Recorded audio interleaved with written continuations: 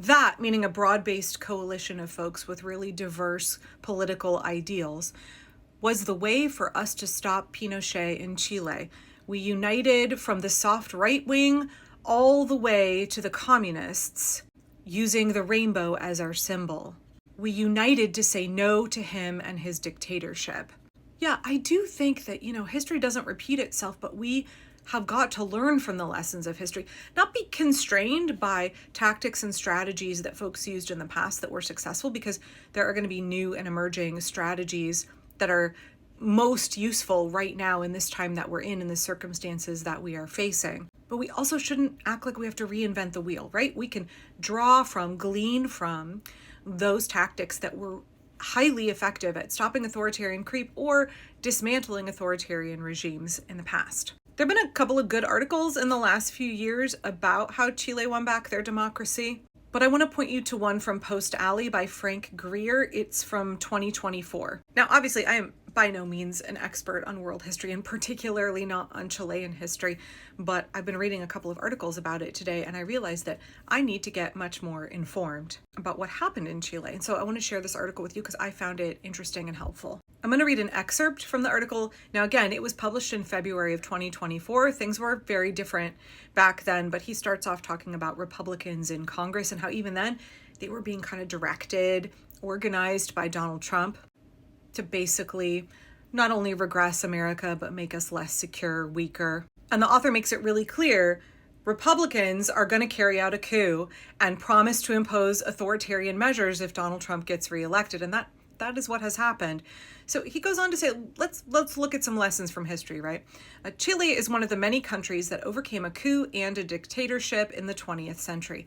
And I believe there are important lessons that we need to learn from the struggles of the people of that nation. Interestingly, I also think the recent passing of Henry Kissinger provides an important lens for Americans to consider those lessons. This past year, my colleague Annie Burns and I were invited by the U.S. Embassy in Santiago to commemorate the 35th anniversary of a historic citizens movement that defeated the entrenched dictatorship of General Augusto Pinochet and restored democracy in Chile on October 5th, 1988.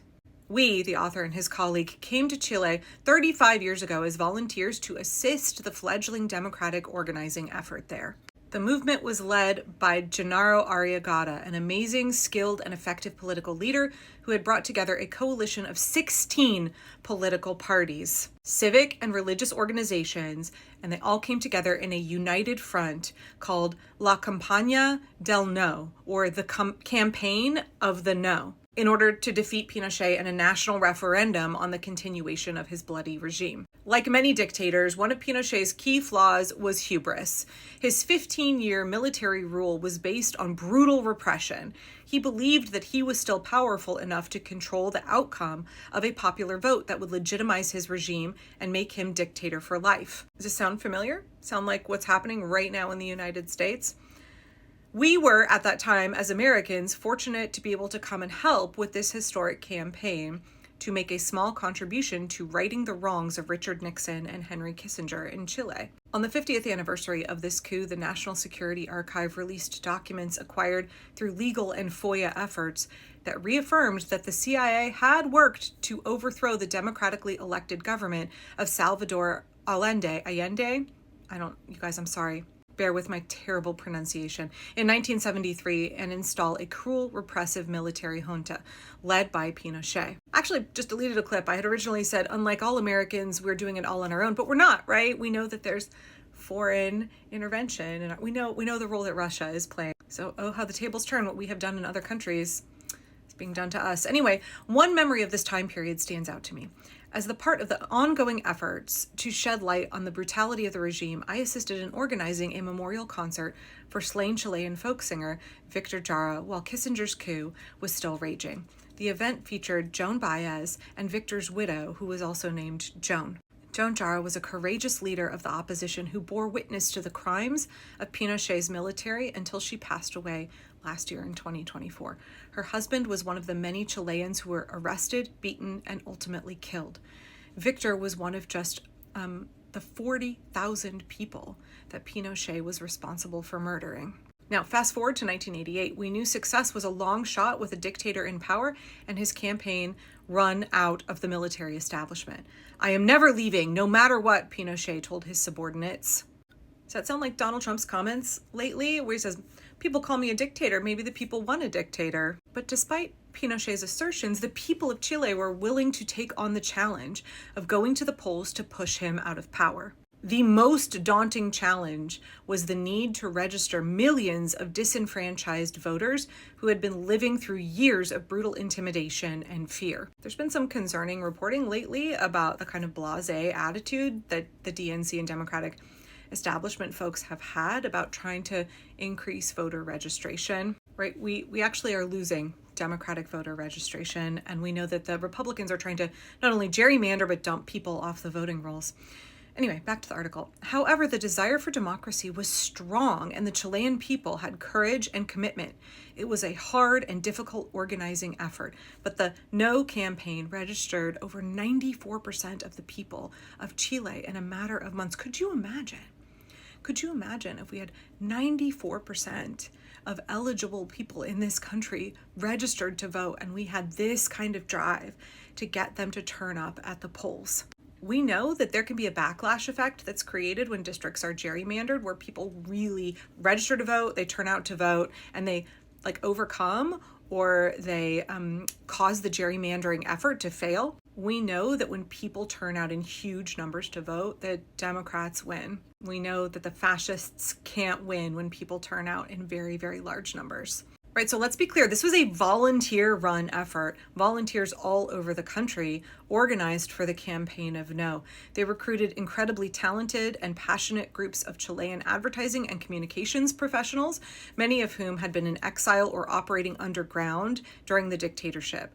They put their lives and their futures on the line in order to develop historic positive advertising around the campaign to defeat Pinochet. This actually sounds a little bit to me like some of the work that Rachel Maddow has been doing. The slogan, "Chile, joy is coming," signified a bright future with democratically elected leadership. And they also added a rainbow logo that illustrated how many different political parties were working together. They created inspiring music that helped capture the hope of the nation. Right? It's that big tent. It's that diverse group of folks who are all different colors of the rainbow and yet come together, right, are united in that arc that is going to restore democracy. I also want to point out this slogan, "Chile, joy is coming." It's like how Trump has "Make America Great Again." We need a catchy slogan. We need something that people can imbue with their meaning, with their hope, that gets them motivated. A very simple little open-ended message that inspires people. That's something I have not yet seen come to the forefront. What is it that we're wanting, we're hoping for, we're striving for? Actors, activists, musicians from all over the world came to support the people of Chile, and especially Christopher Reeve, who at that time was starring as Superman. He did a TV spot for the No campaign, and he said, "The whole world is watching you. You, the people of Chile, hold the future of the world in your hands." Could you imagine if we had celebrities and musicians in great numbers in this country working for the liberation, the rights of the people who have made them rich and famous? The No campaign went on to win a resounding victory for democracy on October 5th, 1988. This part right here, and this is what I mean about eroding the pillars of support, strong popular opposition is automatically a thing that works to erode pillars of support. The popular will for a return to civilian rule was so strong that when Pinochet attempted to implement a violent Machiavellian plot to annul the vote and stay in power, the other members of his military junta refused to support him. 35 years later, the significance of this historic victory of democratic participation remains more relevant than ever. Through the peaceful means of the ballot box, Chileans were able to defeat dictatorship and reconstitute their democracy. Jumping down to the end of the article here, former President Barack Obama was recently asked if democracy would survive in the United States, and he said yes, if we are willing to fight for it. The people of Chile were certainly willing to fight for their own democracy in 1988. Like Christopher Reed said to the people of Chile, the author is now saying to us, the future of the world is in our hands. It is us, the American people, who are going to be able to save ourselves. It is us who are going to be able to restore democracy. So what steps are we taking? What steps are we taking, like the No movement in Chile, right? To bring about that future, to have that mindset of joy is coming and then work for it.